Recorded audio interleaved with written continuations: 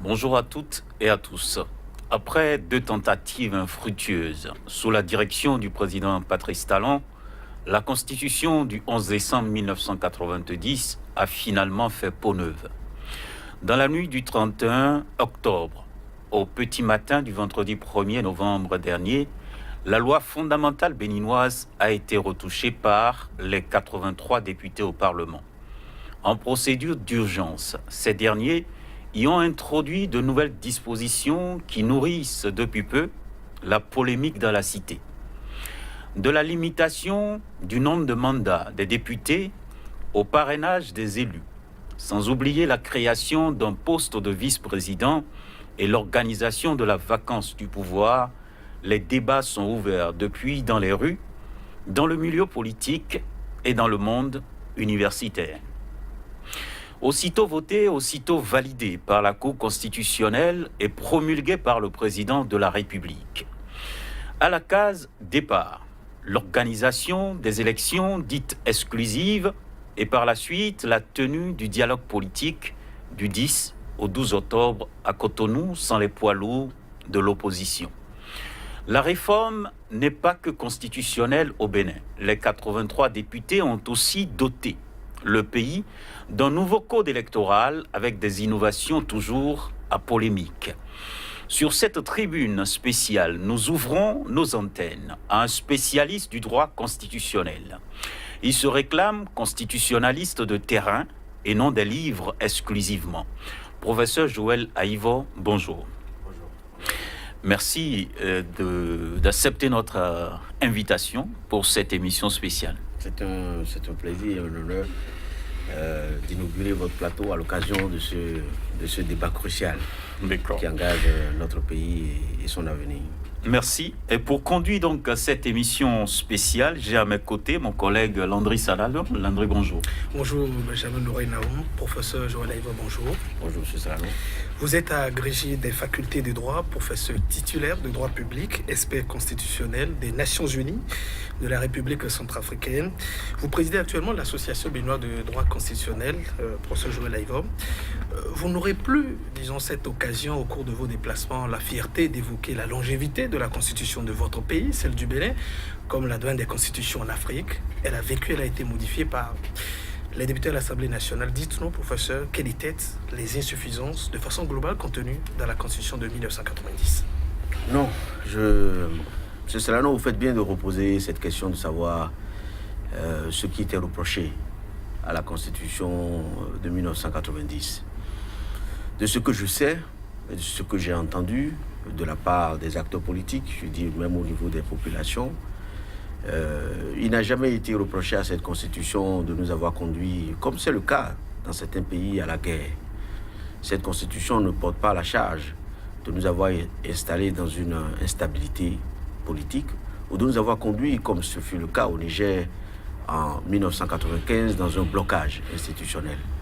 La Constitution de 1990, comme je l'appelle affectueusement la Constitution Glélé, cette Constitution ne nous a pas conduits à la guerre civile comme en Côte d'Ivoire. Donc, en Côte d'Ivoire, en 2010, la révision était presque sur toutes les lèvres au niveau des hommes politiques parce que cette Constitution avait la charge symbolique d'avoir installé la Côte d'Ivoire dans une zone de turbulence. Et la Constitution béninoise n'a été l'objet ni d'une guerre, ne nous a pas conduits dans l'instabilité.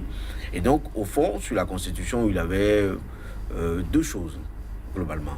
Des points qu'on peut considérer comme étant consensuels, à minima, sur lesquels presque tous les acteurs sont d'accord, et d'autres qui varient d'un acteur à un autre et sur lesquels nous n'avons jamais réussi à faire consensus. Donc, en gros, cette Constitution, il faut le dire, il ne faut pas être fatigué de le dire, elle nous a installé, elle a installé notre pays, elle a fait entrer notre pays dans la modernité constitutionnelle et nous a garanti presque 30 ans de stabilité. Mais avec des insuffisances.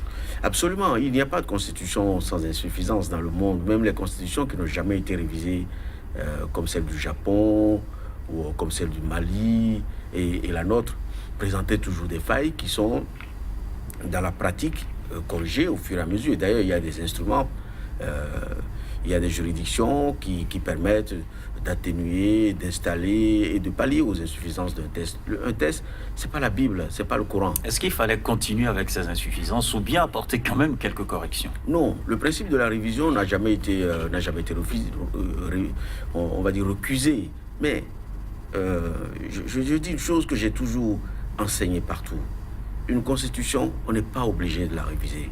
Je dis la révision c'est pas un objectif, un peu comme le sentiment que j'ai eu à la suite de cette dernière révision de gens qui sont soulagés enfin d'avoir attenté à la virginité de cette constitution. J'ai entendu beaucoup d'hommes politiques et je suis vraiment surpris. J'ai entendu beaucoup d'hommes politiques dire le mythe est tombé, comme si l'objectif final n'était que ça et non pas, on va dire, faire progresser davantage le pays dans la démocratie. Donc, on peut ne pas réviser une constitution. Sur la nôtre, on savait ce qu'il y avait à faire. Mais ce qu'on recherchait... Dites-le non. Non, ce qu'il y avait à faire. Oui. M. Naou, ce qu'il y avait à faire... Oui. Moi, je ne suis pas mandaté par les Béninois pour indiquer. Je n'ai pas la potion magique pour dire ce qu'il faut faire, ce qu'il ne faut pas faire. Et c'est justement ça qui a manqué. C'est ce dialogue, c'est ce consensus autour de ce qui est essentiel, ce qui est nécessaire, ce qu'il ne faut jamais faire pour fissurer l'édifice et pour laisser entrer le lézard, au fond. Donc, c'est le consensus qu'il faut, la méthode qu'il faut, et de dégager quelques points, parce que ne nous déclarons pas malheureux. On n'a pas une constitution qui nous a créé des problèmes. Donc, je veux dire, réviser n'est pas si urgent. Et d'ailleurs, c'est très important. Cette constitution ne nous a jamais empêché de nous développer. Contrairement à ce que j'entends, une constitution n'a pas vocation... Mais c'est ce qui a été toujours avancé dans l'opinion. Que cela nous empêche de concrétiser des acquis économiques. Je vous connais extrêmement fin. Oui. Ne vous fiez pas à ce qui se dit pour justifier ce qui a été fait. Pour ce Joël Aïvo, parlons des insuffisances de la Constitution de 90. Il était, par exemple, dit qu'entre le premier et le deuxième tour pour la présidentielle, c'était 15 jours. Il y avait quand même une certaine unanimité de dire quand même qu'il fallait organiser le deuxième tour après la proclamation des résultats. Est-ce que ce n'était quand même pas une faille qui nécessitait, par exemple, qu'on puisse toucher à cette Constitution? C'est pas faux, M. Salanon. C'est pas faux, c'est vrai. Mais une révision constitutionnelle aurait pu permettre. Et on est presque d'accord que ça faisait partie des points, je crois, d'ailleurs soulevés et par la société civile, et par le juge constitutionnel, et par les acteurs politiques. On est bien d'accord. Mais ne l'ayant pas fait, avons-nous souffert de cette imprécision normative? Est-ce que, ne l'ayant pas fait, nous avons eu des problèmes? Non. Et pardon de le rappeler, je l'ai toujours dit. Ne l'ayant pas fait, il y a eu un interprète de la Constitution.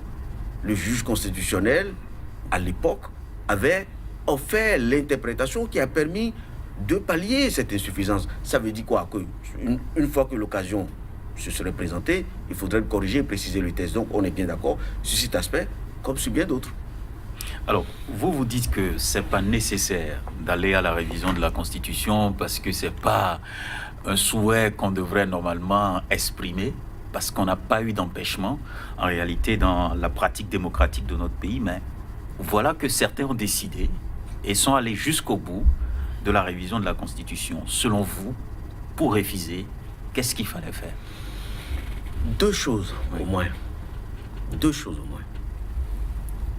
Et quand je parle de deux choses, je ne vous parle pas de ce que un universitaire comme moi, un juriste aurait proposé. Il y a deux obligations non négociables. Parce que vous dites que vous êtes un constitutionnaliste de terrain. Non, j'ai la chance. Franchement, j'ai la chance, je remercie le Seigneur, d'avoir été sur des théâtres d'opération, d'avoir été sur le terrain, d'avoir vu des choses qu'à mon âge, les yeux que j'ai ne devraient pas voir.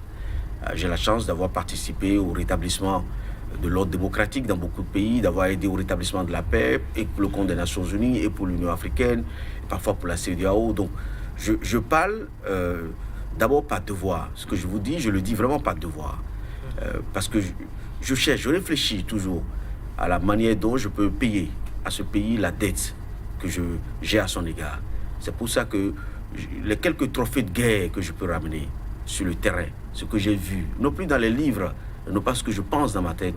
Je fais profiter pour que notre pays puisse éviter les erreurs qui ont été faites ailleurs et qui ont coûté très cher à ces pays. Deux choses, je disais. Ouais. D'abord, il y a une obligation juridique. C'est conduire le processus de révision de la Constitution en respectant les dispositions de la Constitution. Ça veut dire que réviser la Constitution, il y a une obligation juridique qui pèse sur le Parlement de respecter la procédure et toute la procédure. Première obligation. Deuxième obligation, c'est une obligation d'ordre jurisprudentiel. L'obligation d'ordre jurisprudentiel a été édictée par plusieurs décisions de la Cour constitutionnelle qui expliquent clairement que désormais, le consensus, ce n'est pas une commodité. Le consensus est une obligation et que toute révision de la Constitution doit au préalable requérir le consensus établi dans la décision du 8 juillet 2006, à l'époque par le professeur Ouensou, père son âme, et plus tard, la Cour constitutionnelle avec Robert Dossou précisera le consensus. Donc, deux obligations, les obligations d'ordre technique, de respect de la procédure, et deuxième obligation, c'est l'obligation jurisprudentielle du respect d'un minimum de consensus. J'ajouterai ceci. Et c'est pas moi qui parle. Je connais beaucoup d'acteurs de la majorité actuelle autour du président qui avaient dit, proclamé et presque emporté la conviction de nos compatriotes que pour réviser, même une virgule, c'est-à-dire pour déplacer une virgule d'un point à un autre. Vous parlez de qui? Non, je parle tout le monde. Je parle d'acteurs clés de la majorité qui ont dit que pour qu'une virgule bouge, il fallait débattre. Virgule, débattre. Aujourd'hui, il y a près d'une cinquantaine d'articles qui ont été réécrits sans débat, sans consensus, un passage en force, en violation, pour moi, d'abord de la première obligation juridique de respecter la procédure de révision et deuxième, le consensus. Ni l'obligation juridique n'a été respectée, encore moins le consensus. Alors, professeur Joël Aïvo, vous savez, il y a une notion qui a toujours fait aussi polémique, la compréhension du consensus. C'est vrai, il y a peut-être une multitude de décisions là-dessus. Est-ce que vous, selon vous, qu'est-ce qu'on devrait comprendre par consensus? Parce que c'est quand même une certaine notion sur laquelle beaucoup essaient quand même de polémiquer, professeur Joël Aïvo. Je dis tout à l'heure, le consensus n'est pas une commodité. Ce n'est pas un objet cosmétique. Le consensus, ce que le juge constitutionnel a entendu dire, c'est qu'il y a un minimum d'entente. Il ne s'agit pas d'empêcher le président de la République d'exercer les fonctions pour lesquelles il a été élu. Il ne s'agit pas non plus d'empêcher les parlementaires d'exercer les compétences constitutionnelles qui leur sont dévolues. Il s'agit, dans la société, parce que depuis 1990, nous avons établi une société de consensus, de compromis, qui stabilise le pays, qui nous apporte la paix. Et donc, pour faire un pas sur ce que l'on considère comme étant notre pacte social, parce que cette constitution, je vous le dirai après, il n'est pas sorti du congrès d'un parti politique, ce n'est pas les statuts d'un parti politique, ce n'est pas le règlement intérieur d'un parti politique, c'est le produit de notre génie commun. Donc, le juge a considéré que pour réviser cette constitution, il faut qu'il y ait un minimum d'entente sur les éléments à réviser entre les acteurs de la société, peut-être les acteurs de la société civile, mais aujourd'hui, c'est la mode de dire que la société civile ne se mêle pas de politique. Mais autrefois, elle a beaucoup contribué à stabiliser ce pays. Donc, c'est ce minimum d'entente et sur les éléments de fond et sur le temps de la révision que la Cour constitutionnelle a opposé au Parlement en 2006. Et pour moi, ce n'est pas une question de 2006, ça reste encore davantage d'actualité, d'autant que nous sommes dans un pays, je n'ai pas peur des mots, un pays qui est divisé.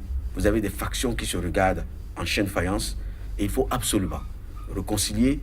Et le consensus aurait aidé à cette réconciliation, à cet apaisement que tout le monde souhaite. Alors, professeur Joël Aïvo, vous dites qu'il n'y a pas eu de débat. qu'il n'y a pas eu de consensus. Je trouve quand même que c'est un peu excessif, d'autant plus qu'il y a eu un dialogue regroupant des acteurs, même si on dit que ce sont des acteurs d'un même clan, il y a d'autres quand même qui se sont ajoutés à ce clan-là pour opérer ce dialogue politique dans notre pays. Monsieur Naou, je ne vais pas tourner autour du pot. Oui. Je vous dis exactement ce que j'ai dit ailleurs. Le dialogue qui a été convoqué par le président de la République, qui était un souhait de nous tous, parce qu'enfin, il va falloir qu'on se retrousse les manches et qu'on attaque les vrais enjeux du pays. L'éducation des enfants. Je vais dans beaucoup d'écoles depuis quelque temps. L'éducation des enfants, les problèmes de santé, les hôpitaux, c'est des enjeux. L'assainissement, il y a beaucoup de problèmes. L'agriculture, l'économie fondamentale. Voilà. Cependant, moi je considère que la paix aujourd'hui, la réconciliation entre les acteurs est indispensable. C'est pour ça que j'ai poussé moi-même, personnellement. Je l'ai plaidé partout. L'ouverture, la réconciliation. J'ai souhaité de tout mon cœur que le président accepte, en tant que père de la nation, d'ouvrir le pays à tous ceux qui sont sortis, qui viennent. Qu'ensemble, on se mette à refaire notre pays. C'est pour ça que le dialogue, je n'étais pas opposé par principe. Mais ce dialogue, tel qu'il a eu lieu, il n'est pas inclusif. M. Naoum, il n'est pas inclusif. Il y a à ce dialogue un certain nombre de têtes, de personnalités clés. On ne peut pas nier le poids, le rôle, la présence de certaines personnalités dans notre vie. Les anciens présidents n'y étaient pas. Les leaders de l'opposition n'y étaient pas. Joël Yvonne n'y était pas. Non, j'ai pas besoin, j'ai pas vocation à y aller. Non, j'ai pas vocation à y aller. Mais ceux qui font le débat politique ont vocation à y aller. Les anciens chefs d'État, les leaders de l'opposition, les leaders clés de l'opposition n'y étaient pas. La société civile. Je suis en désaccord avec le gouvernement qui pense que la société civile n'a rien à voir sur des thématiques comme ça. Et pourtant, notre histoire enseigne que la société civile a poussé beaucoup vers la démocratie. Et enfin, il y a des acteurs clés, des acteurs historiques de la paix dans ce pays. Les chefs traditionnels, notamment le clergé catholique, qui n'y étaient pas. Donc, je considère que, malheureusement, on a raté une occasion de sortir notre pays de l'impasse. Et c'est pour ça que, comme dans sa composition, le débat n'était pas, le dialogue n'était pas inclusif, immédiatement, le dialogue a été rattrapé par les polémiques sur ce qui a été retenu, et ce qui n'a pas été retenu, qui a été floué, qui n'a pas été floué, et au fond, sur les recommandations du dialogue, il y a polémique. Peut-être avant qu'on revienne de façon plus détaillée sur l'issue de ce dialogue politique, on avait entendu le porte-parole du gouvernement, Maître Alain Orunla, dire qu'un dialogue politique concerne exclusivement les acteurs politiques. Ce n'était pas la question de la société civile. Votre réaction sur ça, a-t-il raison ou pas? Non, il a tort. Il a tort. Et en le voyant à la télévision, j'ai une idée à peu près de l'âge qu'il a. Et donc, pour moi... Est-ce que c'est lui, personnellement, qui a tort? Il porte la parole d'un gouvernement? Non, non. Vous me parlez du porte-parole du gouvernement, mais au-delà du porte-parole du gouvernement, je pense que l'idée est fausse de croire que le dialogue politique ne doit réunir que des acteurs politiques. Nous n'avons pas fait ça à la conférence nationale. Et d'ailleurs, le succès qu'on a eu, c'est parce que ce débat, cette assise était vraiment historique et inclusive. Cette fois-ci, il ne l'est pas. Et de déclarer comme ça que quelques partis politiques seraient définitivement représentatifs des forces vives du pays, c'est une erreur historique. Et c'est pour ça que on ne sera jamais fatigué de continuer à plaider que le gouvernement comprenne que le pays ne repose pas que sur 2-3 piliers. Notre pays, ce n'est pas ce que l'on voit d'assez artificiel, de quelques partis politiques artificiels, coupés complètement de la base de l'opinion, sans onction populaire. Notre pays repose sur plusieurs autres réacteurs. Il ne faut pas les ignorer. Si l'on veut sortir, si l'on veut aller à la paix, si l'on veut réconcilier, si l'on veut apaiser, il faut écourter, il faut ouvrir et laisser tout le monde participer à l'animation de ce débat. Je pense sincèrement, Monsieur Salanon, sur cette question, le gouvernement a tort et je suis en désaccord profond avec le gouvernement sur le fait que les affaires du pays ne concernent que quelques-uns qui se réunissent et qui décideraient de tout sans concerter, sans concertation, sans débat. Je ne suis pas d'accord. Ce n'est pas ma conception, en tout cas, de la vie publique, et ce n'est pas ma conception de la gestion des affaires publiques. Alors, vous êtes contre ce dialogue qui a été organisé. Après, on a fait quand même la réforme constitutionnelle en prenant appui sur ce dialogue et même en procédure d'urgence. Il paraît que vous n'êtes pas du tout d'accord. Non, je ne suis pas d'accord. On ne peut pas faire vite dans la révision de la constitution d'un pays. Je ne suis pas d'accord. Pourquoi? Je ne suis pas d'accord. Pourquoi? Parce que... Il y a des urgences. Il fallait y aller, selon les gouvernants. Non. Vous savez, le constituant béninois a distingué dans la Constitution plusieurs catégories de lois. Il y a les lois sous nom générique, donc loi ordinaire, loi organique, et il y a la loi constitutionnelle. Jamais, le constituant, celui qui a écrit la Constitution, n'a entendu confondre loi ordinaire, loi organique et loi constitutionnelle. La loi constitutionnelle est au sommet de la hiérarchie au niveau des lois.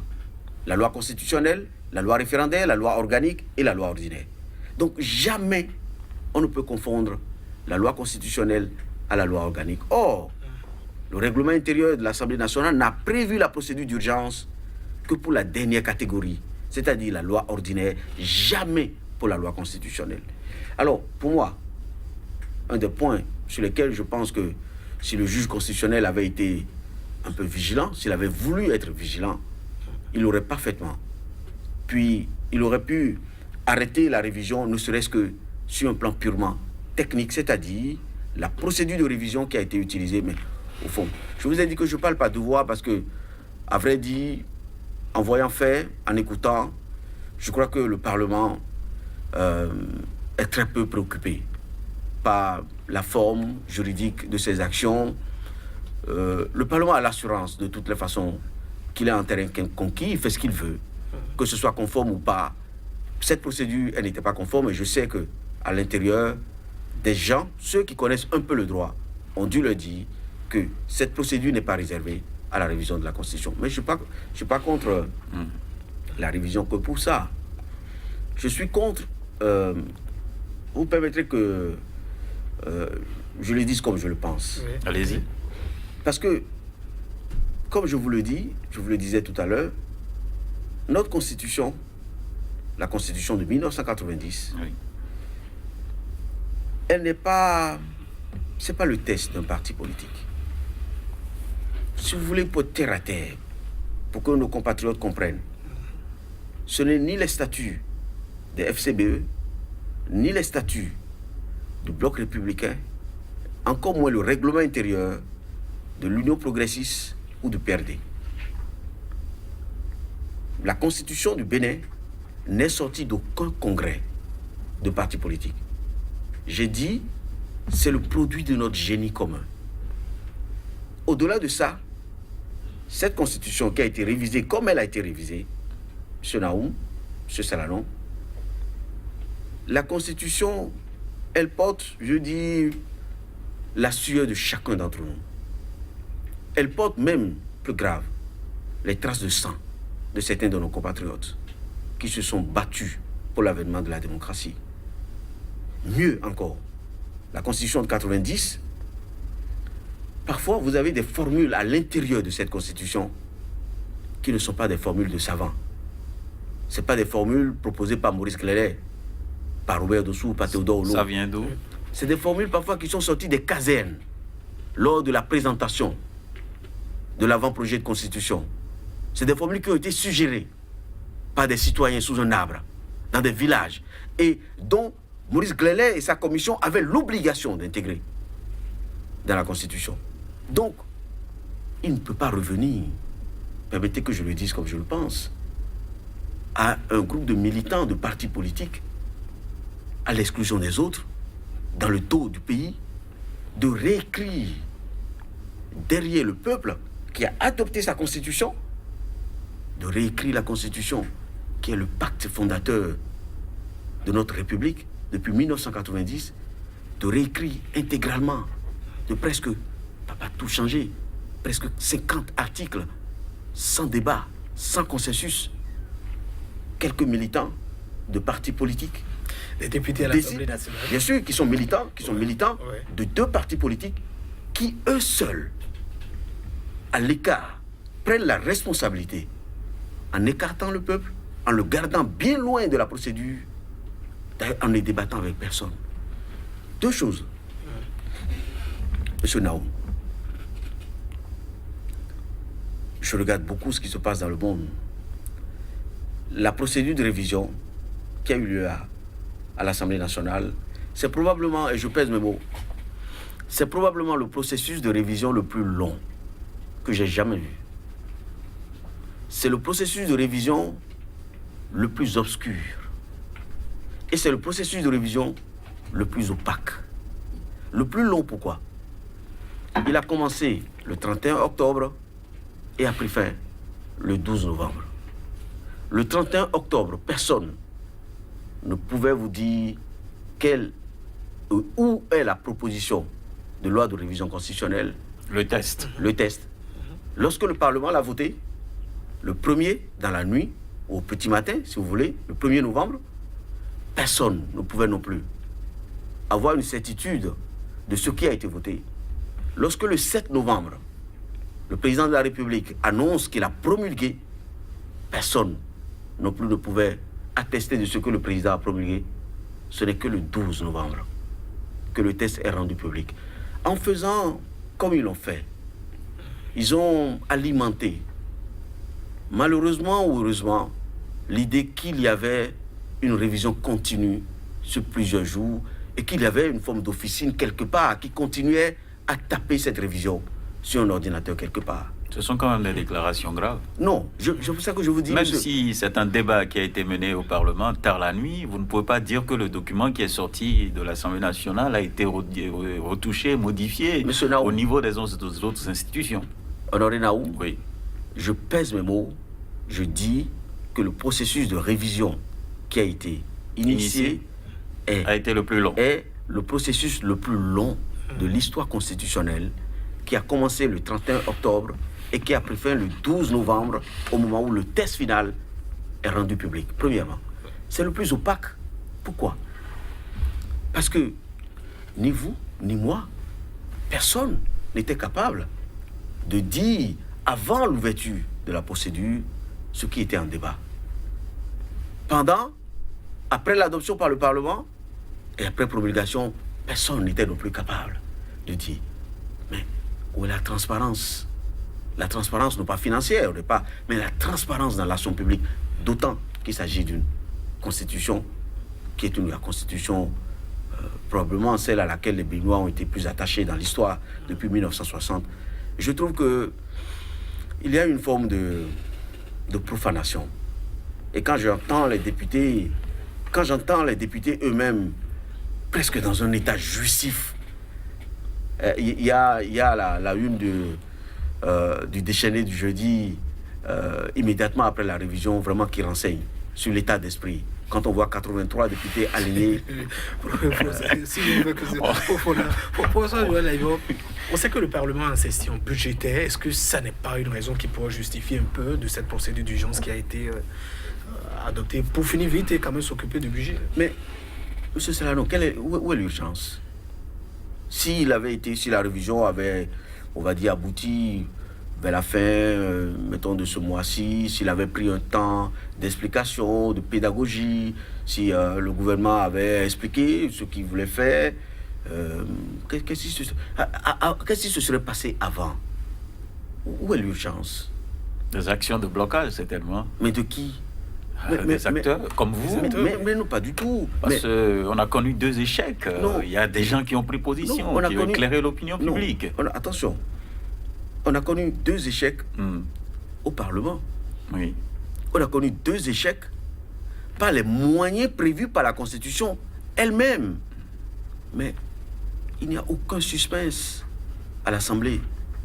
Il n'y a pas de suspense. On a suffisamment parlé de la forme, professeur Joël Aïvo. On va aller donc dans le test même pour parler, bien entendu, de la mouture de la Constitution qui nous a été proposée et adoptée et promulguée par le président de la République.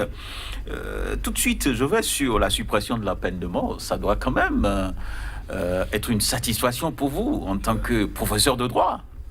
Bien sûr, à chaque fois qu'un test est débarrassé de la peine de mort, on est évidemment c'est une bonne Vous nouvelle. dites chapeau, chapeau, non, c'est ça. Je dis pas chapeau, mais je dis la peine de mort était déjà sortie de notre dispositif depuis longtemps par la loi. Et il n'y a plus de tribunaux au Bénin qui condamnent. C'est bien de constitutionnaliser quand même. Si vous voulez, mais c'est pas nécessaire. Mais c'était déjà le cas. C'est une forme de redondance normative, mais si vous voulez, mais la peine de mort n'aurait pas justifié une telle profanation, si vous voulez tout savoir. D'accord. La question de la discrimination positive au niveau des femmes, l'article 26, pour ça, Joël Aïvo, les partis politiques, on leur a tout le temps recommandé de le faire. Ils ne le font pas. Est-ce qu'il ne faudrait pas le contraindre quand même, les contraindre, j'allais dire, à travers la Constitution? C'est le pari qui a été pris. Je crois que d'ailleurs toutes les commissions de révision constitutionnelle ont toujours suggéré, proposé que si un jour le pays faisait l'option d'une révision constitutionnelle, que ce point fasse l'objet d'une attention particulière. Donc c'est un pari, on attend de savoir ce qui peut être fait, mais vous savez, la parité, ne tombons pas dans le piège de réduire la parité à la présence des femmes au Parlement. La parité, c'est également la présence des femmes au gouvernement. Et la parité, c'est la présence des femmes dans les hautes fonctions de l'État. La parité, c'est la présence des femmes dans les entreprises. Et là, ce n'est pas qu'une question de technique constitutionnelle. Là, c'est vraiment une volonté politique que, me semble-t-il, le gouvernement en place depuis lors n'a pas particulièrement exprimé. Sinon, dans le gouvernement, on aurait été bien heureux d'avoir plus de femmes.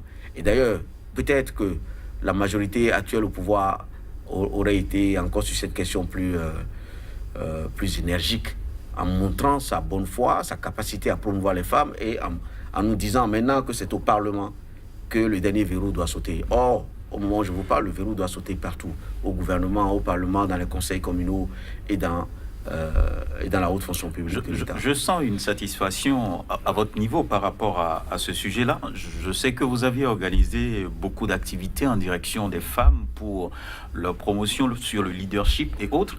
Mais est-ce que vous n'êtes pas embêté de voir qu'il faut d'abord augmenter le nombre de députés avant de trouver des places aux femmes? Bien sûr. Bien sûr. C'est pour ça que je disais que ça ne devrait pas être une question d'obligation juridique. Nous, on a plaidé auprès des partis politiques, auprès des décideurs, pour qu'on fasse davantage de femmes aux places. Alors, si eux-mêmes, ils estiment qu'il leur faut mettre des chaînes juridiques pour y aller, attendons de voir. Alors, l'augmentation des députés.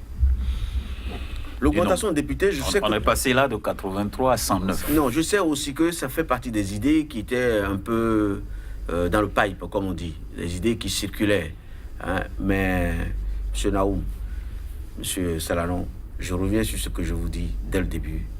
Il ne revient pas aux militants d'un parti politique d'augmenter le nombre de députés. Tout seul, dans le dos des autres et contre la volonté des autres. Qu'est-ce que ça va changer, ce point précis, si on invitait tout le monde au dialogue? Non. Qu'est-ce que ça va changer? Non, c'est important. Les 83... Vous allez refuser qu'on augmente? Non, pas du tout.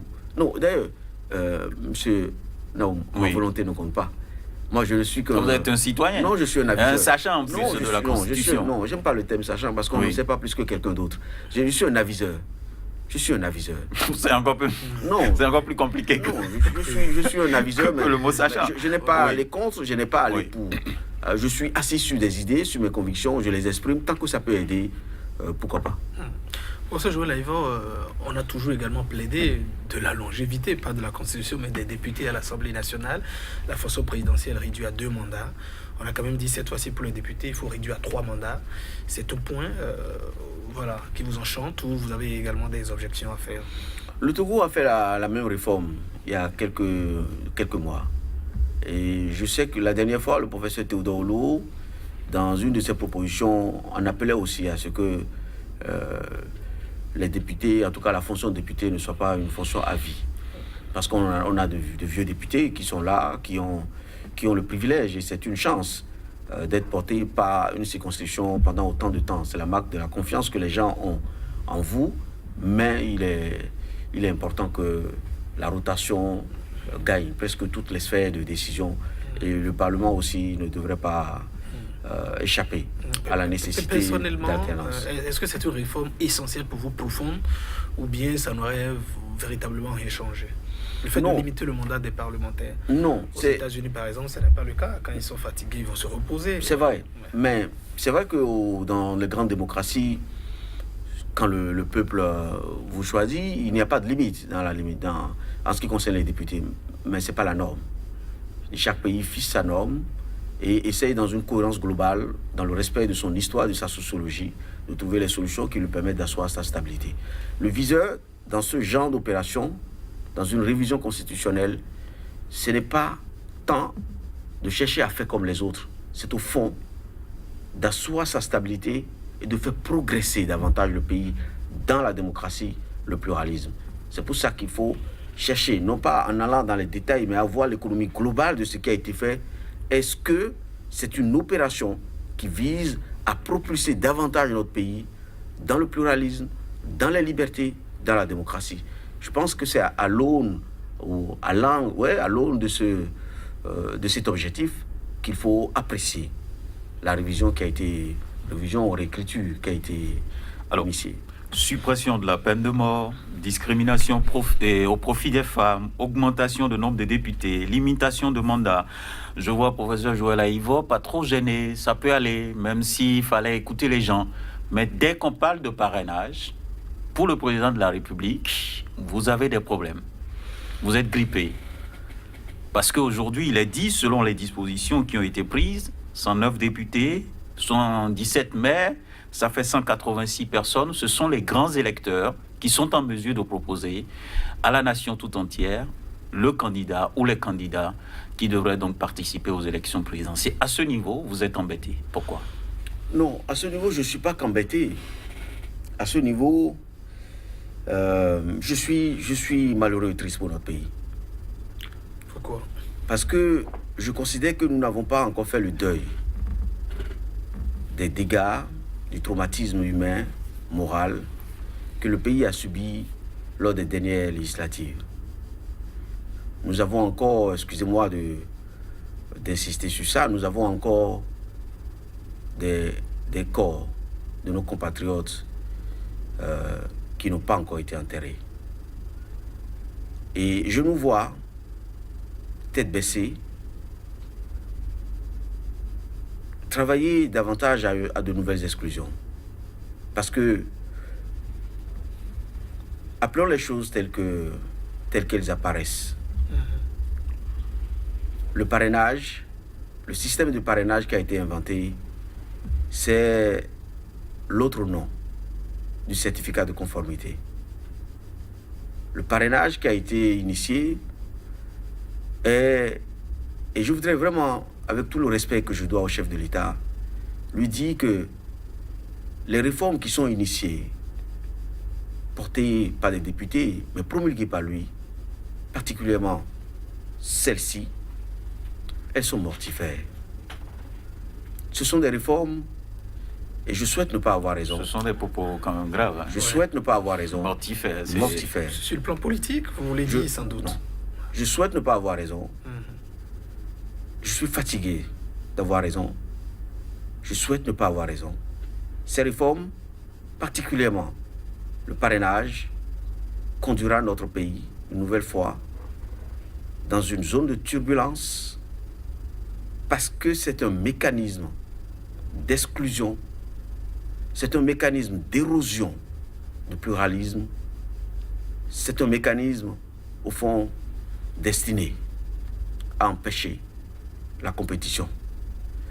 Vous trouvez normal, est-ce que le pays a d'ailleurs fait cette option? Vous trouvez normal que 160 personnes décident à la place du pays de qui parmi nous mérite sa confiance? Vous trouvez normal? C'est un changement fondamental. Laissez-moi aller jusqu'au bout, M. Salanon. C'est un changement fondamental. Vous trouvez normal que 160 personnes soient désignées pour choisir à la place des Béninois qui méritent de présider aux destinées du pays, même si au fond, les populations feront leur choix plus tard. Mais c'est un choix parmi ceux qui auront été présélectionnés par un comité de grands électeurs. Quand je dis c'est un choix fondamental, c'est un choix qui ne peut pas être fait par quelques-uns. C'est un choix qui ne peut pas être fait dans les conditions actuelles du pays.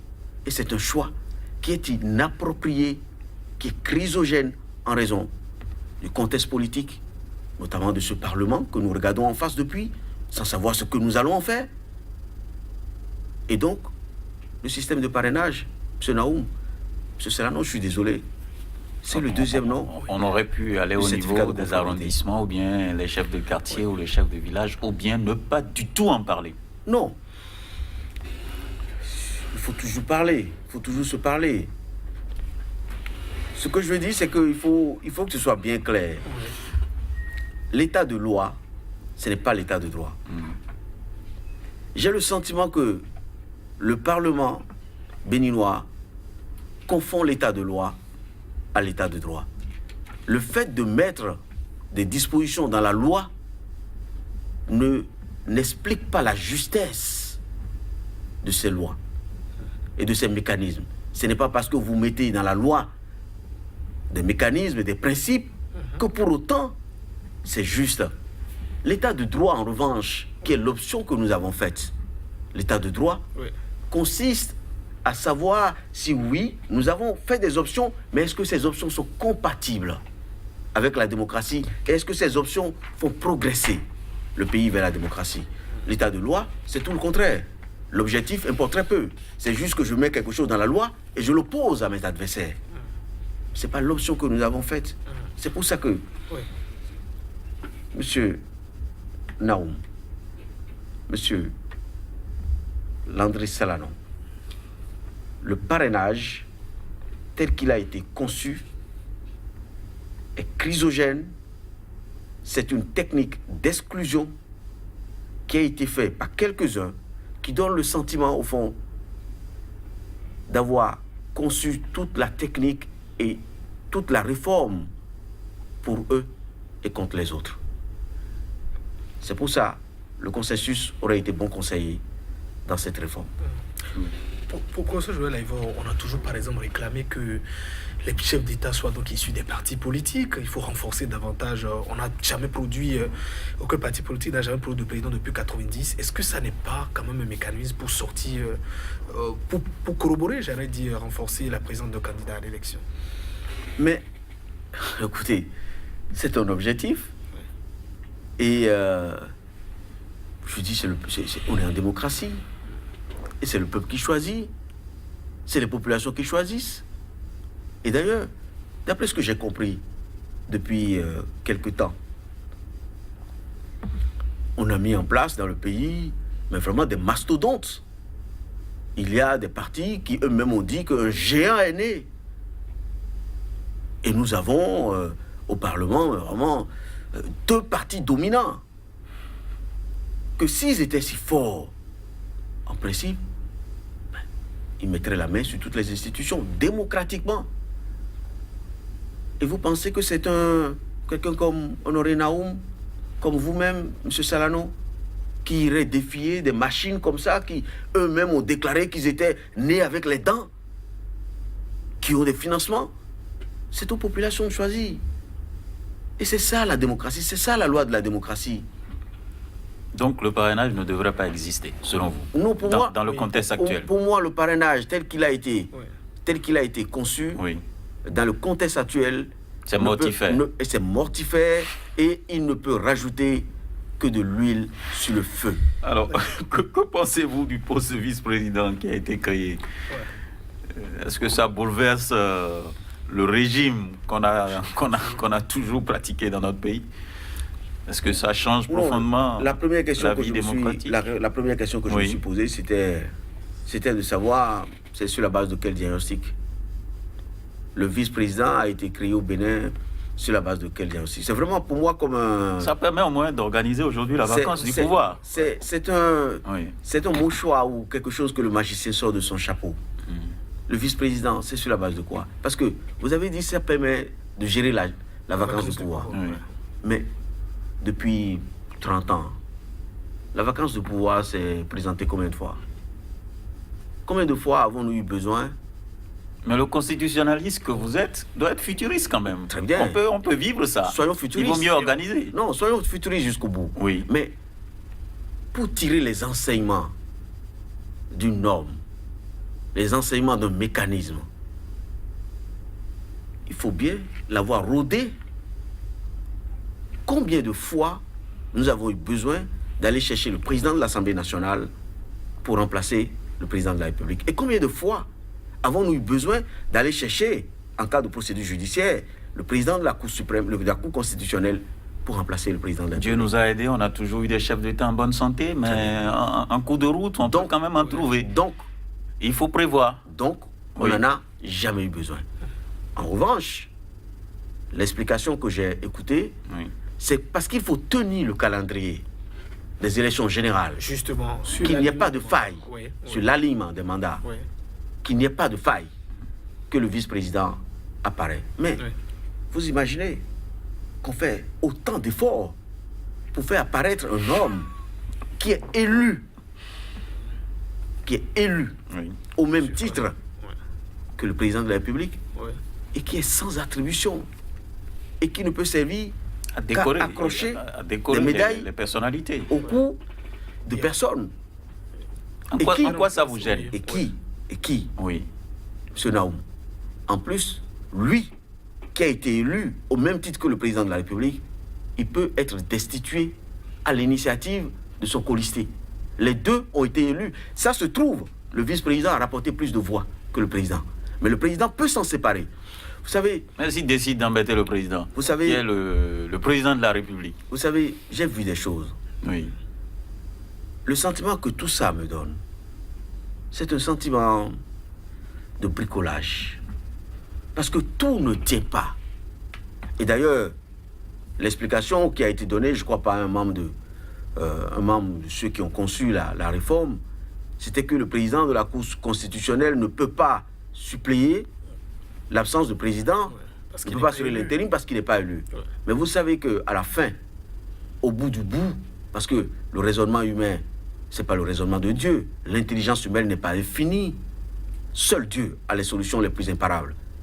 Quand vous lisez la Constitution, au bout du bout, le vice-président, défaillance sur défaillance, il peut ne pas être élu. À la fin. Mais je pensais que c'est parce qu'il fallait quelqu'un qui a notion des populations que le poste de vice-président est créé. Donc il va falloir corriger ça. Donc M. Naoum, pour finir, c'est que je considère que le poste de vice-président, ce n'est pas un besoin du pays, c'est peut-être un besoin exprimé ailleurs, mais qui n'est pas ressenti par le pays. On va vite progresser pour évoluer compte tenu du temps. Justement, l'article 145 nouveau professeur Joël Aïvo parle désormais de la ratification des accords de financement et également de préparer le président de la République qui rend désormais compte au Parlement 90 jours après. Votre avis, votre appréciation? Non, j'ai jamais été d'accord avec cette lecture. Nous sommes en démocratie, il y a une séparation des pouvoirs. Je n'ai jamais souscrit à cette idée. Jusqu'au moment où je vous parle, je ne suis pas convaincu de la pertinence. Je ne suis même pas convaincu de ce que c'est un mécanisme qui peut exister. Quel piège ça peut contenir? Dans un dispositif démocratique. Quel piège vous suspectez? Non, je ne veux pas rentrer dans des procès d'intention, mais je considère juste que nous sommes un pays moderne, nous sommes un pays démocratique, qui pratique la séparation des pouvoirs, et qu'il ne revient pas au président de la République de s'occuper de ses attributions à la place du Parlement. Même si le Parlement n'a qu'un rôle de constat, un peu comme un huissier qui constate les dégâts après coup. Vous parlez de l'actuel Parlement. Certains acteurs politiques évoquent par exemple que quand il y a parfois certains financements qui viennent, il n'y a pas une certaine célérité, il y a des financements que le Bénin perd du fait de ce mécanisme. Et pour aller un peu plus vite, il faut que le chef de l'État ratifie rapidement et informe le Parlement. Est-ce que c'est justifié? Est-ce que c'est tenable selon vous? Je ne suis pas convaincu. Je suis pas convaincu. L'argument ne m'a jamais convaincu dès le début. Jamais. D'accord. On parle de ceux qui quand même ont adopté la Constitution, la nouvelle Constitution, 83 députés. Vous continuez toujours à refuser ou à rejeter leur légitimité. Pourquoi? Non. Ce Naoum, parce que depuis le début, on sent que vous êtes gêné de voir que ce sont eux qui... Mais je ne refuse pas oui. d'accorder la légitimité à ce Parlement. C'est pas moi, c'est pas une question personnelle. C'est quoi la légitimité? La légitimité, c'est le degré de tolérance, d'acceptation d'une institution, d'une norme. La légitimité dans votre famille, est-ce que vous êtes accepté naturellement, normalement? Est-ce qu'on vous prend pour ce que vous devriez être? C'est ça, la légitimité. Est-ce que vous pouvez changer au fil du temps? Deux choses. Oui.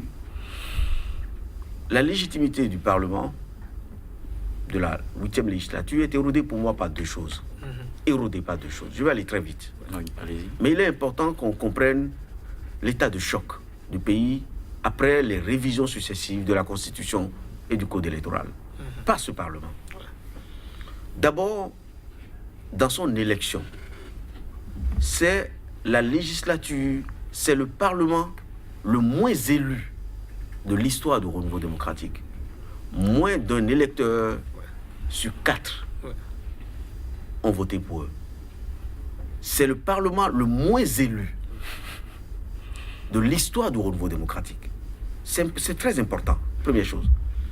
Deuxième chose, c'est probablement, et j'espère que c'est le dernier, le Parlement installé manu militari. Plus que ça, pour leur élection, pour les installer, nous avons payé le prix fort. Une guérilla urbaine en plein cœur de Cotonou, au cœur des institutions, et plus tard, des morts. Deuxième chose, deuxième point. Dans leurs actes, parce qu'ils peuvent ne pas avoir été responsables de leur élection et se rattraper par les actes. Je considère que ce Parlement a raté plusieurs occasions de se mettre au service du pays. Première occasion. Regardez ce que nous vivons avec le Nigeria. La crise, qui est une crise économique. On a beau ne pas communiquer les chiffres, même si l'État ne dit pas ce qu'il ressent, les populations ressentent quelque chose. Pas un seul député, pas un seul, sur les 83, pour poser au gouvernement, comme ça aurait été le cas dans tous les parlements démocratiques, pour poser même une question la plus courtoise. Quelles sont les dispositions que vous prenez, monsieur le ministre des Finances, pour juguler la crise ou les conséquences de la fermeture des frontières? Pas un seul. Peut-être c'est fait dans les couloirs, pas publiquement. Ensuite, oui. La 8e législature ne s'est jamais intéressée officiellement aux dégâts causés par leur élection. Je dis les morts, les incidents, et plus que ça, même avec les dégâts de la loi sur l'embauche, les licenciements, jamais le Parlement n'a organisé la moindre interpellation, n'a posé la moindre question. Et en agissant comme ils ont agi, de se dresser comme un seul homme, 83 députés, dressés comme un seul homme, pour réviser la Constitution, pour réviser le Code électoral, avec un contenu non débattu, ils ont donné le sentiment, et certains le disent, qu'ils sont plus au service d'un homme que des 11 millions de Béninois. Et pour ce je vais on est tenu également par le temps. Dites-nous, vous êtes expert constitutionnaliste, est-ce que c'est fini, on n'a plus une autre alternative, la Constitution a été révisée, qu'est-ce que vous proposez, ou bien le verre est définitivement tiré, il faut le consommer? Non. Moi, je ne fais pas partie de la race de ces juristes qui constatent la restriction de l'offre politique, le verre tiré. Moi, Céladon, j'ai pas été à l'université de Bagdad. Non, ne rigolez pas. Qu'est-ce qu'on fait là-bas? Je n'ai pas fait du droit à l'université du Kazakhstan. Je suis un enfant de la conférence nationale. J'ai fait l'université d'Abomey Calavi après la conférence nationale. Mieux, j'ai fait les universités françaises, pays de grande liberté et de démocratie. Donc, le droit que je défends est un droit profondément démocratique. Je ne peux pas dire que le vin est tiré, il faut le boire. Parce que si on le boit tel qu'il est tiré, on risque de faire une indigestion. C'est pour ça que je dis souvent au chef de l'État, au président de la République, lui, il a été élu, son élection ne souffre d'aucun doute. Il est notre chef d'État. Nous l'avons choisi pour ça. Lui seul. C'est votre cœur qui parle? Non, c'est pas. En tant que citoyen, je parle au président de la République. Que je souhaite que lui, il aide le pays à sortir de l'impasse. Que les réformes qui ont été adoptées, ces réformes, pour moi, contribuent à la dégradation des conditions de paix et de sécurité dans le pays. Et je considère que seul le président de la République peut prendre ses responsabilités et nous aider à mettre à plat, à discuter. Nous ne ferons jamais l'économie d'un dialogue. Pour finir, parce que j'ai pris cet engagement. L'autre jour, j'étais sur le terrain, à Vrancourt. J'ai rencontré un vieil homme, près de 100 ans. Et il m'a raconté une histoire et me charge de la raconter en grandeur nature. Il me dit qu'un jour, un homme est allé consulter l'oracle. L'oracle lui dit, va consulter l'oracle sur son avenir. L'oracle lui dit, vous allez mourir de la chute d'un toit. Ah bon? Vous allez mourir de la chute d'un toit. Pour échapper à son destin, ce qu'il a fait, il a décidé de quitter l'agglomération, de quitter chez lui et d'aller vivre quelque part où il n'y a aucun risque de mort du fait de la chute d'un toit. Il va donc vivre à la plage. Il s'installe à la plage, il fait tout à la plage. Un jour, évidemment, vous convenez avec moi, à la plage, il n'y a quasiment pas de risque. Le risque est zéro qu'un toit chute et le tue. Mais un jour, pendant qu'il était allongé, un aigle qui a fini de consommer sa proie, survolant la mer, a lâché le reste qui n'est pas comestible. C'était quoi? C'était une tortue dont la carapace, qui est le toit de la tortue, a chuté sur sa tête et cet homme est mort. Ça veut dire quoi? La leçon qu'il m'a enseignée, c'est que, en vérité, on échappe rarement à son sort. La sentence de l'oracle, dans cette histoire que je viens de vous raconter, c'est à peu près la sentence du peuple. Lorsque le peuple apparaît en majesté, il met tout à plat. Et donc, j'invite très respectueusement le chef de l'État à ne pas davantage boucher les canaux d'aération et de respiration de la démocratie, de ne pas brider l'expression de la volonté populaire, de laisser, d'écouter ce pays. Nous sommes un pays magnifique. Le monde est malheureux de ce qui nous arrive. D'accord. Pour finir, que cache votre activisme hors champ universitaire? Juste en 30 secondes. À l'extérieur? Ah oui, on vous voit sur le terrain maintenant. À l'extérieur ou au Bénin? Vous nous préparez quoi? Oui, en 30 secondes. Non, rapidement. comme je vous ai dit, je suis un constitutionnaliste de terrain. Même en allant à Parakou, visiter les dames. Bien sûr, même en allant à Parakou. C'est vrai, j'échange beaucoup avec nos compatriotes parce que je suis rentré dans la vallée, on vous voit souvent. Je suis rentré dans un dialogue itinérant avec nos compatriotes. Je vis avec le pays, les battements du cœur du pays, mais au fond, je pense que comme moi, vous aussi, vous réfléchissez chacun à comment vous pouvez payer votre dette à ce pays et 2021 serait-il dans le viseur de Joël Aïvo? Élection candidat présidentielle. Nous sommes à plusieurs mois avant l'élection. La seule chose qui est une certitude, je vous le dis très clairement, c'est que chacun réfléchit à comment il peut davantage être utile à notre pays. D'accord. Un seul mot pour conclure, pour finir. Non, je vous remercie. Je remercie Sika TV pour cette tribune que vous m'offrez.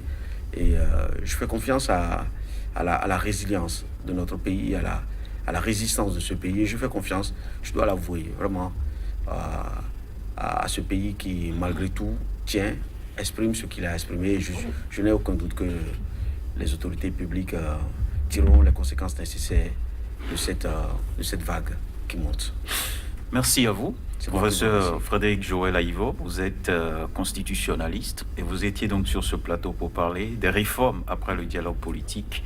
Le constitutionnaliste a donné son avis. Landry Salanon, merci. Merci, Honoré Benjamin Nahou. Et très bonne suite au programme à vous, chers téléspectateurs.